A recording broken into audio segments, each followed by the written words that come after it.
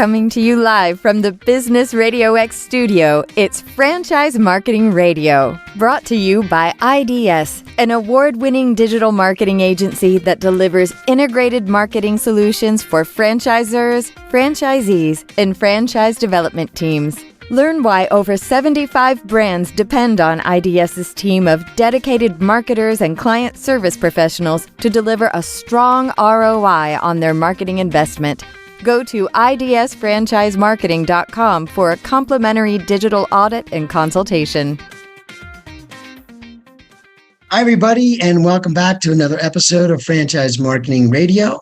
I'm your host, Rob Ganley, and today, as with most days, we have a very special guest. Glad to have Stefan Figley. He's the president of 1-800-Packouts. Stefan, it's great to have you on the show. Thanks, Rob. Great to be here. It's great to have you. So tell me a little bit. I mean, I did a little research. I usually do that with my guests, and we talked briefly. But tell me about your background. Tell me about how you wound up with 1-800-Packout. And, you know, I know you have a pretty storied career. So tell us a little bit about your career in franchising. Yeah, sure. So actually started out on the agency side of marketing with Leo Burnett and cut my teeth doing the strategic elements of it, not the creative side, but the strategic side, understanding the ROI and the data and the analytics portion of marketing. But that actually led me to want to be on the brand side, and then moved over and started working with ServiceMaster and their brand Terminix. And that's actually how I got introduced to franchising. Is they are mostly corporate, but do have a franchising arm. And so I started working with their franchisees because they were a smaller group and they needed efforts around marketing. And so I engaged with them and got promoted over into Merry Maids, a very large franchise business. Worked at Merry Maids as the chief marketing officer, about 80 at the time, 80% franchised and 20% corporate. So I was dealing a little bit with both, but really enjoy the franchise world. And so I stayed with that, moved along in franchising, was with brands such as Jana King and then Stematic, and then took a little bit of a hiatus from franchising and tried general contracting as a general business. But really some similarities, actually, because a lot of subcontractor work, making sure everybody's taken care of and our success is all dependent on each other. So was doing that, and then got in touch with some folks from Five Star Franchising, and they had an offer around the brand 1-800-Packouts. And so I joined 1-800-Packouts about 4 months ago. Wow, congratulations. Must be, you know, it's always exciting to start a new venture, especially with the background you have, can put that to work. So tell me a little bit about that, right? So you're coming in, you know, you're president, you have a vision, I'm sure, of how you would like to do things. You know, so your background working with different brands, I'm sure you've learned a lot. Tell me a little bit about, you know, the landscape, you know, just in general around marketing over the last, obviously, since you've been in the game about 30 years. Tell me what's changed and how, you know, being president. And now I know you're not running marketing particularly, but how are you looking towards, you know, the growth side and the marketing side of this brand, and what's kind of evolved that you're paying attention to? Yeah, absolutely. I mean, from when I started, and even in the franchising world, digital marketing wasn't even the hottest topic, to be flat out honest. I had in my career, I've had some owners argue with me that their double truck yellow page ad was going to out trump everything we've got going on in digital marketing. And even had one owner call me fairly upset, then telling me that the internet was not going to survive. And so, yeah, you know, we definitely always get these. This is what marketing is about, is trying to stay on the bleeding edge, if you would, at least the leading edge, because if you're following, you're behind some others. And so, you know, I stay true to that when I'm been on the brands that I've worked on. And currently, you know, there's dynamics, whether it's a B2C company or in my instance right now with 1-800-Packouts. We're a B2B on a high, on a majority of our business, and in the insurance world and restoration. And people that I speak to a lot, either looking at franchises or franchise owners, we don't need digital marketing. We don't need, well, you do, because your reputation stays with you nowadays. And that's one of the trends everybody's talking about. You know that. Everybody out here knows it. anything posted nowadays is kind of doesn't go away. Whereas someone else could lose that piece of paper they had seen, or the newspaper they had seen the ad in, or anything in much older days in my career. But it's definitely the adaptation to digital, but also the adaptation to customer service. I think in general, when we look at a lot of things, some customer service lacks these days. And so for those of us that are involved with every element of our customer engagement, that's now marketing. And they have more voice than they've ever had before. Sure, they like to talk negatively the most. I don't know, 10 to 12 times. There's some experts out there probably now that can give me an updated number. I always call it the 1 to 10. You could get one positive response versus the 10 negative responses. I have a teenage son. He showed me a TikTok of somebody who wanted to do an exchange, and she brought a product back, and the customer service person at the company said, "Sure, here's your money back." And she looked at her and said, just kind of gave her a bland look. And then finally the customer service rep said, "Oh, did you want to fight?" And then they went through a fight just to have it. So that exists out there. But those of us in the industries that we work in, we're really pushing to try to drive that customer service. It is the bottom line for us, is to give that customer service to the end user. And that's going to help us just as much as what we've seen in some other aspects of marketing. Yeah, it's funny. You brought that up, but I think I have very similar conversations with most brands when we get it down to, especially when you're servicing the consumer B2C segment. Well, B2B would be the same, but bottom line is that you sell, like, the marketing part is about doing the work well, because if you do the work well, then you get the better reputation, you get the referral business, you get the momentum and the energy. I think even just business owners themselves, we all know that if you do it well, you feel better. You probably do a better job if people like what you're doing for you versus they're not happy with what you're doing every day. So all of it kind of feeds into better marketing, right? And you mentioned something earlier about how you were a strategic guy and not as much on the creative side when you were a marketer in some of your marketing roles. And I thought of that, and I said to myself, if that hasn't changed too, right? And I want to get your input. I mean, I think data and analytics is so important to a business nowadays. It doesn't matter what you're running, but if you're capturing the right data, chances are many years down the road, that data is going to be valuable in many different ways. But tell me a little bit about your thoughts as the leader of this brand and what you want to make sure you're doing going forward. Yeah, Rob, you hit it right on the head with the data.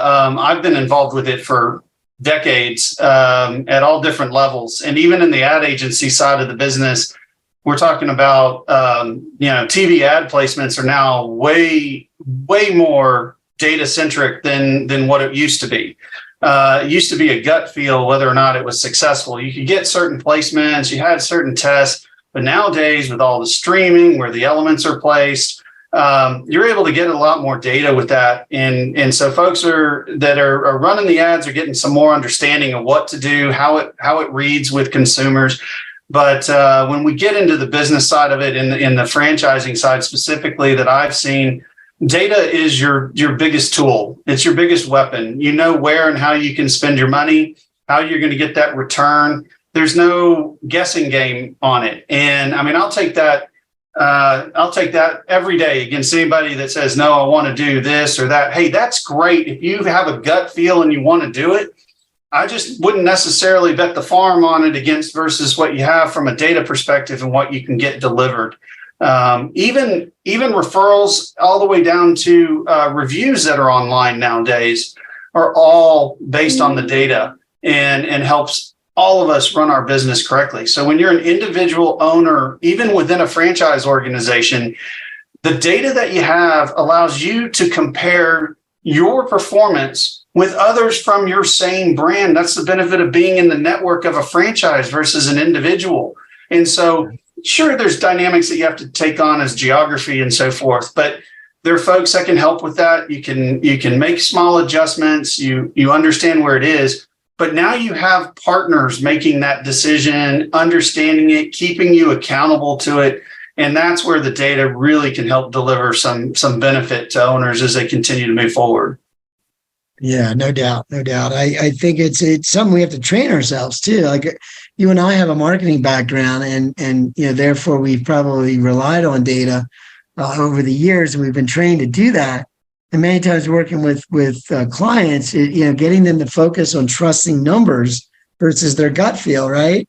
Yeah. It can be challenging, right? It's not, especially a small business, if you have a lot of small business owners. But the thing about a franchise brand is you run more like a Fortune 500, right? You run more like, you have much insight, right? More than just one location. So with this being said, tell me a little bit about, that idea of franchising, the importance of training your franchisees, supporting your franchisees. Tell me how you're viewing that as president and how important that is. And not just sharing, innovations or broader knowledge of data, but all the other benefits that go into being part of a network. Absolutely. One of the things, and I'll stream this back into what you just had asked too, and how I see it within 1-800-Packouts from the data perspective. But the vision, we're still working on that at 1-800-Packouts. We have a mix, just like probably every brand out there, of good, let's call it great, good, and needs to improve a little bit on their data. And I come from that background, you come from that background, but we have to be able to put it in there so that we can really see where the brand is going to go. And as the president of a brand, I'm looking to help share insights for all of the individual owners, specifically when they have data that they can share and their performance mechanisms, their KPIs. And really where I get into is some of the leading indicators. So, we can go into all of the, if somebody's playing marketing bingo here, the leading indicators, KPIs, garbage in, garbage out, trying to give somebody that full line there. It's all cliche, but it's real. And so as long as if they put the data in, they can get some read there. We have folks that I have on staff, myself and some others, and we can go get third-party experts as well to make sure we're evaluating it correctly, but also to teach individual owners utilizing the data from the network. So the more data you have, the more accurate it is, right? You can't just say, hey, I have the highest growth rate of the entire network, and you started out at $100 of revenue last year, and this year you're at $1,000. Sure, that's a huge revenue growth, but is that a realistically usable data point? And so there's some certain adjustments that have to be made versus something as easy in that. So part of it is an education. I've seen in my career and currently in 1-800-Packouts, we have a good variety of folks that own. Their backgrounds come from sales or even the restoration industry, from moving, and then some folks from the financial world that are now leaving and becoming individual owners of their own business.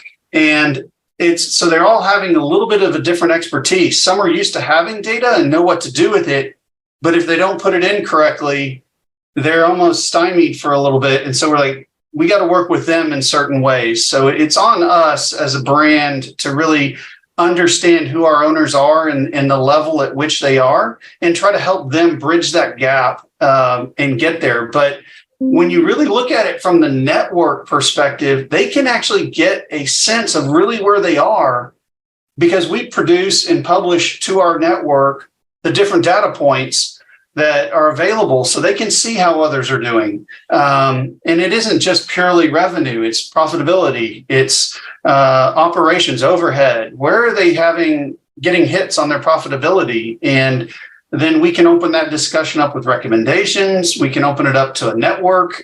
We have some franchise owners that will jump on a call and teach people how to execute a production element a little bit more efficient, which would generate more profitability at the end. So it really, that's how the network is there to support everybody. And it's extremely important, in my opinion. Yeah.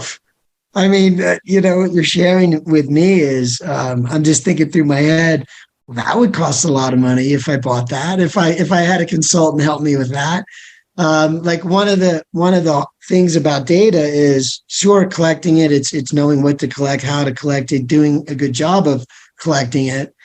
But then it's looking at the right the right impact, right? The right KPIs. You start to look at the wrong KPIs, and it's like, oh, I'm so excited. I know what my KPIs are. It's like, well, that one doesn't really, that's not a strong lever to growth, or that will affect your profitability, whereas that one, not so much, or not as important, right? But Absolutely. I mean, it's not just the KPIs, but knowing which ones, if you had no time in the day left, just had time for one of them, what's the first one you should be looking at? That kind of stuff, right? And you 100%. guys have that. So exactly, we look at KPIs a lot in my business too, and I'm just like, let's prioritize. Let's prioritize. But because sometimes you have only so much time in the day. But so that's great to hear, and that's franchising, right? So I mean, given your background though in marketing, and you've been in the marketing world and in the franchise world as well. Tell me what you're thinking. Is there, from a B2B standpoint versus the B2C, what are some of the key ideas for marketing from your point of view? And again, it doesn't have to be digital marketing, but what would be the difference between B2B? Like, how do you really succeed on the B2B side from your view versus B2C? Sure. Well, I mean, the first and foremost of everything is location, location, location. You got to be present, and you got to be known for what you can do. And so that still remains the same, even on the B2B side, and more so in what we have. So we deal with a lot of contractors that are already on the job doing a specific water or fire mitigation, and they need our specialty. We don't do that. We only specialize in content management. So we can come in, pack everything out of the house or the building, get it to a safe space to clean it, and then we store it, while the other contractor is working on dealing with either the water damage or the damage from the fire and the reconstruction and all those elements. So, but we have to be known that we are the experts in this area, and that they can call us, and that we're good partners, that we execute correctly. All of that is the key to B2B marketing. So there is a digital aspect, of course, but it becomes a lot of networking and relationship building. A lot of times you can't just say, hey, here I am, here's my name, why don't you throw me a job or two and see how it runs. They're going to check that reputation out, because you're talking about a lot of money. You're talking about folks' private stuff. It's their materials, whether it's their sofa or their kids' loveys, if you would. And so antique items, et cetera. So they have more than just a dollar value to them. And so those folks that really let everybody know within the industry that deal with it, that we take care of it, we have now a solid presence with that. And we aren't the only ones that do are involved in this specialty, but we do it, we execute it, and we have a strong reputation. And now it's, how do we continue to do that? So we kind of have a hybrid, because we have the insurance folks, which are direct clients. Sometimes we have contractors that are direct clients, but an indirect client is still that policy holder that just had a disaster happen to them. They just got their world turned upside down. And if we don't understand that and have the empathy for that, we've lost that all around. And so that is crucial. And that is a marketing element. It's being able to talk to the insurance companies and let them know we understand what these folks are going through. That's why we can help them even better. We take care of their properties. We have less loss damage. Because we have the right process in place. So it's really educating the other our clients that are the business owners on the other side of why we're there. And so you can do that through all sorts of vehicles, whether it's digital, whether it's direct mail, whether it's face-to-face presentations, trade shows. Yeah, those are vehicles to deliver the messages and the storylines of what we created, but you still have to roll back to the brand itself and the story that you're telling.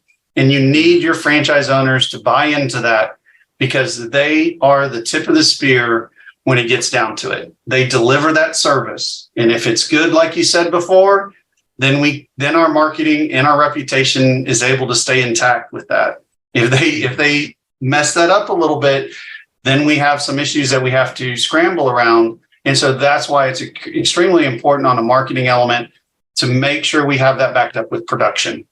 So, yeah, no doubt. I mean, yeah, well, and being part of a franchise brand allows folks to understand what boxes to check. I mean, and I know we spoke before the show here, and you mentioned the customer service rating that you guys have. I think it was 97. Did I get this right? 97.4% is the overall satisfaction rating that you guys have across the board. So, yes, that's correct. I mean, so like one of the things you're investing is, you got a brand that you can get off to a good start, right? You have a brand that has a good reputation across the board. But how do you get to that level? Obviously, you know why it's important. You just explained one of the big reasons is it helps with marketing, it helps with growth, it helps run the business. But how do you get to that level, and how do you maintain it? Something as high as a 97.4%. Sure. A lot of that is training. And so marketing threads through production consistently in all businesses. And we can try to say that marketing is just marketing and sales is just sales and production and operation is just production and operation. But that's not, there's an element that goes all the way through everything of marketing. And for example, if you have a team arriving at a location, to smile, to be happy. Not everybody needs to know what the worst thing is going on. Well, to be honest, that's marketing. That's delivering on the brand, showing up when you have your brand on your shirt, your truck, your materials. Every time you deliver it, if you deliver it partially, you're only delivering the brand partially. And so for us right now, yes, we have 97.4% satisfaction rating. But the thing is that's just an element. That's just one part of our story. And so it's not the end all be all in either direction of that. We can utilize that to communicate to everybody on why. It also builds momentum within our production team and why we want folks in our network to continue that training that we have with them. We have an online training elements that they can go as they hire new folks. Make sure they go through our process. We have it. Check all the boxes. We'll check all the training boxes. Get through the elements of what it is to get the execution done. Because if you don't break some of that china, boy, those folks are very happy about it. If it comes back their grandmother's antique dresser and it comes back in perfect condition, clean, then you've delivered more comfort in their lives, especially in the industry we're in. So it all depends on the industry that you're in, but you take these elements of achievement that you make. You could have it at 85%. If we were talking cable television, I mean, it'd be like 62% maybe, and you're a rock star in that industry. And so, but you got to use what's there and then you got to push this all the way down. So there's internal marketing with your teams. So for us, it's our franchisees all down to their teams. They gotta really live it and breathe it. And it becomes our story as we continue to push it back out. And that's how it resonates we have that hybrid approach. We have some B2B extreme, like we just need this done. As long as you don't mess with them, they're good. That's super satisfaction. That 97.4 comes from homeowners or business owners that their lives did take a little bit of a sideways turn with something, and you were able to get them back to reality and working and helping themselves and not worried about that anymore. And so that's where that comes from. But it goes all the way through our network, down to every employee. Well, you're being humble too, but I think it's when you're in a business where you're providing a service to folks where there is some type of impact. And I don't know if it's been the last month or so, but I've interviewed several brands where they're helping. They're helping people in their day-to-day lives. It's not so much a nice to have or a nice experience or a product that it'd be nice to have. It's something where this is we didn't expect this to happen. Now it is, and they need help. And when you're in that role, I think it's knowing that, right? It's like you guys know, wait, they're going through a rough time here. Let's make sure we can do all the right things, right? Like make sure we get that those most important things taken care of, right? The other things may not be as important, but these items are real important. They're already going through a rough time. We want to get it right. And that's, I think people have a natural reaction to that of being really appreciative or not so appreciative. So obviously you got to get that right, but it starts with being aware of it, right?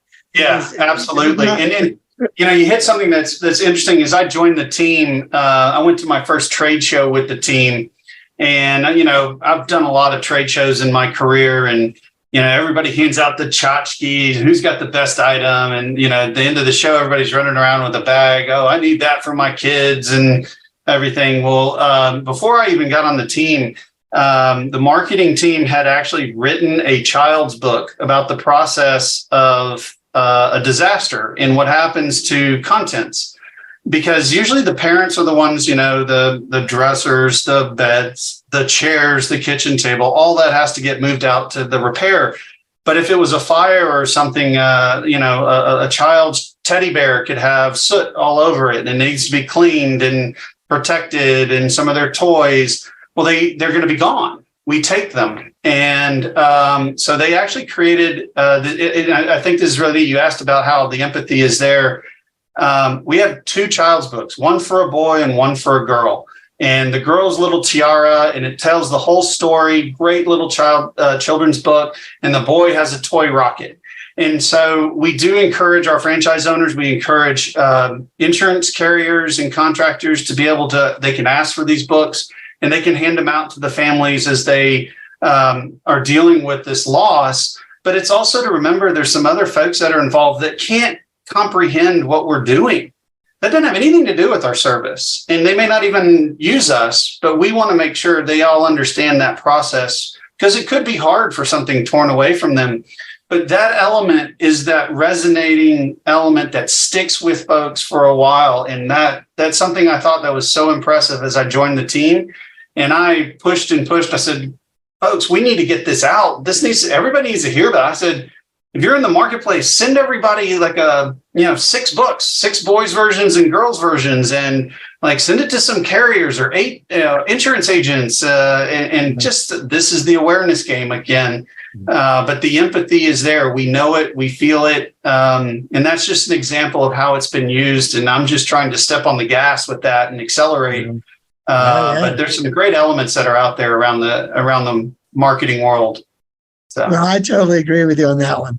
I think the children's books are great lead magnets, right? They make all your partners look like rock stars. If you have someone in a related business, I mean, everybody wants to make the family feel better, right? It's not an easy time. And I think if they had had them on hand, right, or had a copy, they could, that's like, how are you going to help me help my client, right? That's the B2B side. It's really getting clear on how you're helping these other businesses help their clients as well. But to me, that's one way, right? It's just a nice to have and nice to. Absolutely. So yeah, very cool. And yeah, very much part of the storytelling of the marketing side of what you would deal with. I mean, you're not going to promote, like, it's not something that's a good thing for people to go through. So it's not like you want to talk about it or go over and over it.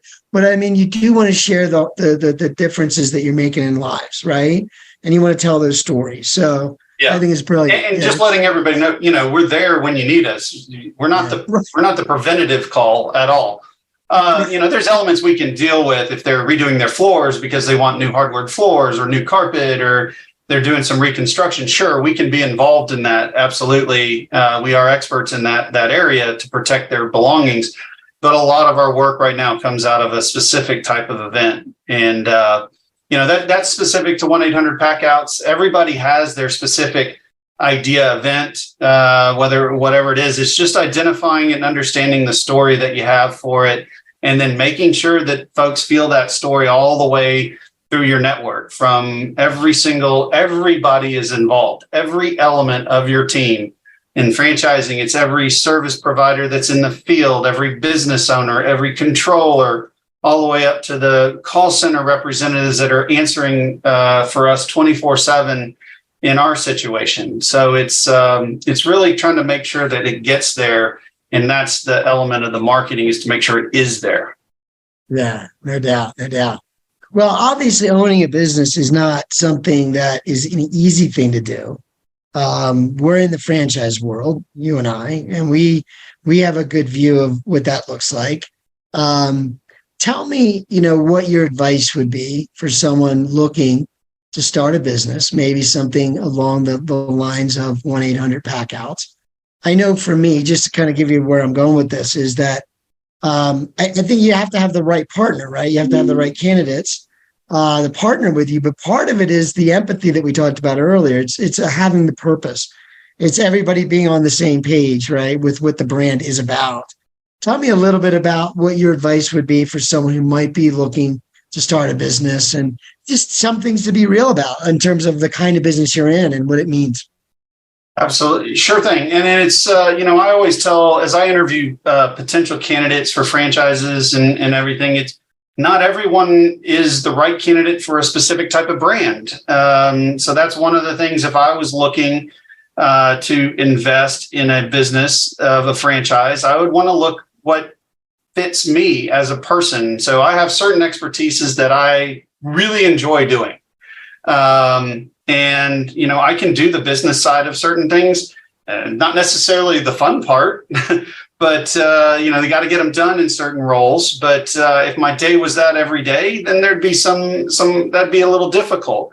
But if you're a salesperson, you want to start your own business, make sure and your partner on that brand, on that franchise is very good with the training and the operations and the support mechanisms that are there. I still think it being decades in franchising is what does the franchisor offer from the support mechanism? Dig into it. Ask some of the existing franchisees. If they tell you it's all rosy, I'm not sure I would believe that across all of them. I know some really good franchisors out there. We're one of them. It's not perfect. We have some franchisees that don't feel that they've gotten what they needed. But as I've come in, for example, I want to find out what it is we're missing. And so as an interested party, I'd be looking at where might there be some misses, where my biggest weakness is operations. I need production support. What elements of production support does this brand offer me? Whether it's in restaurants or whether it's in customer service, or you just need to know you have it. Is it readily available? I want to grow. How do you grow? What does that brand have in place to help you grow the fastest? So, for example, I like to think we're in a pretty strong place because we have online training mechanisms. I'm now launching embedding training where franchise owners have volunteered time for ride-alongs with their staff that are already trained and experts. So if I needed to, as a franchise owner, I needed to hire a new lead for my team, that's a lot of time out of my team or my general manager to go in and train this person. So that's a loss of productivity to some degree. Now, it's going to help in the long run. But what if I say, hey, there's a franchise owner 5 hours away. I'm going to send my 2 new people down there to ride along for 2 to 3 days with their teams, get real life experience, and then come back, and then I'll wrap my training up. So it's spreading it out a little bit, using that network. Our training every month that we do is not just for new franchise owners. If existing franchise owners want to send new employees, that'd be great. Come on. They come in and work on our general training. We have online elements that are quick, short hits, so people in the field don't lose that productivity timeline. So those are just examples of some things that we do, but there are other franchise owners, our franchisees that can see that in their franchisors. And delivering that would make me comfortable with my investment that I'm going to have this support. If not, you don't want to have to just be out there completely on your own, because then the question always, the famous question we always, what am I paying for? Well, this is what you're getting. And there has to be some value there, and evaluating your strengths versus your weaknesses will help you understand the best franchise system to be in. Yeah, that's key. The strengths and weaknesses, right? I think most of us would like to believe we're probably stronger. I think the older we get, we're more willing to say, yeah, I'm not good at that. It takes time. It takes time. It takes That's a little for sure. time. Yeah, exactly. You That's realize right. having a team around you is quite valuable. But I would say about franchising in my experiences too has been that no matter what, you have a team around you, even if it's not always rosy, right? You have people to talk to. When you're a solo, when you're just starting a business on your own, running things on your own, it's you, right? Maybe you have a partner, whatever, but you don't have anyone to run anything by, right? You don't know That's what correct. normal is, you know. So to me, it's invaluable, really. That unless you've done both, you probably don't realize how valuable it is just to have someone to talk to that does what you do. In fact, Absolutely. there's some masterminds. In fact, there's some franchisors that are masterminds. That's the business model of it. But you pay big money just to be around peers, right? To be around people like yourself to talk to and Sure. kind of get input from. So just that alone is immensely valuable, I've always found. So speaking of that, I love to ask this, and as we wrap up, and I do appreciate your time today, Stefan. But I wanted to ask you, like being in the franchise industry, has there been some influence on you, some inspiration that's helped you do your job? And maybe a principle you wanted to share with the audience before I let you go that kind of came through your career and something you like to manage by and lead by? Well, there's a couple of things that I'll say to that real quick. For me, the most exciting thing that has kept me and actually brought me back into franchising are franchisees. I have some guidance. I've had some really good mentors in that situation from overall business. But before I even found one of the stronger mentors I've ever had in the franchising world, it was the franchisees that kept me interested. It was the challenge every day to understand that this is their life, this is their business. How am I there to help them? I love seeing their success. In some of my first brands, I still talk and hear from franchise owners that we had to break through and show that digital was real.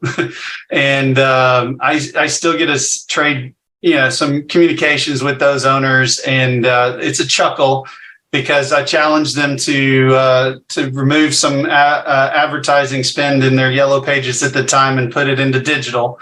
I think I proved them now over maybe it's been over a decade now. Maybe they might tell you the truth and say, yes, he was right.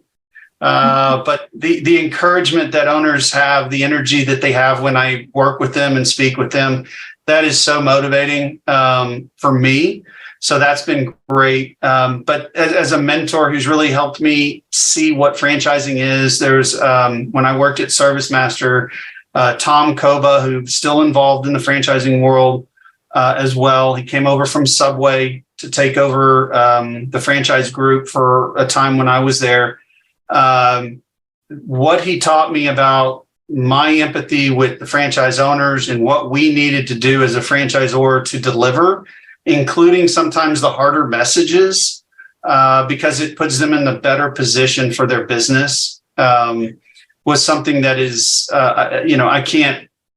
you can't just say it. You have to live it. You have to be shown how it's done, why, and how you find that right line to walk. And so Tom was extremely strong and positive. He helped me deliver something that was quite unique for franchising in my role then. He made sure I was guided correctly through it for a positive on both sides.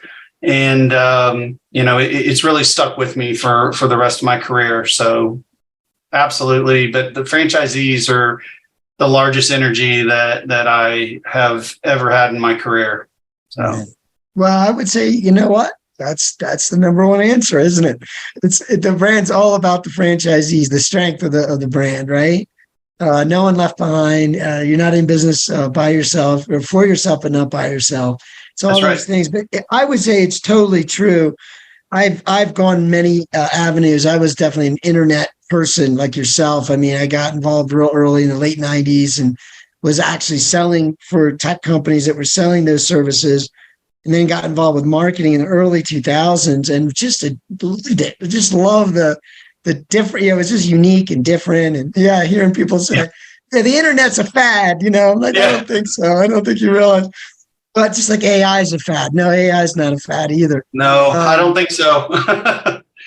It's just how to use it correctly. And yes, it's one of the tread lightly and double check your depth on it. But I don't think it's going to go away. It's just how do we utilize it correctly to benefit us?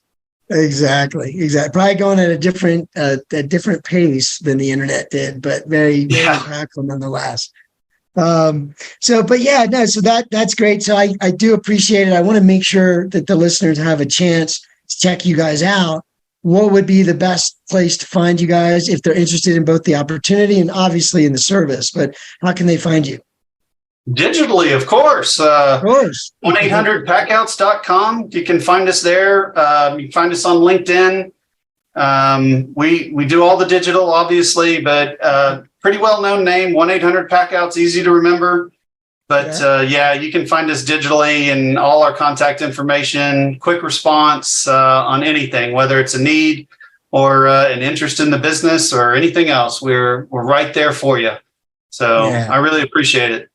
Now it's great having you on. And I know you mentioned earlier, I know that a lot of times when I speak to brands about people reaching out, they're very encouraging. I mean, it's one of the ways you really learn what's best. We talked earlier about strengths and weaknesses and really understanding.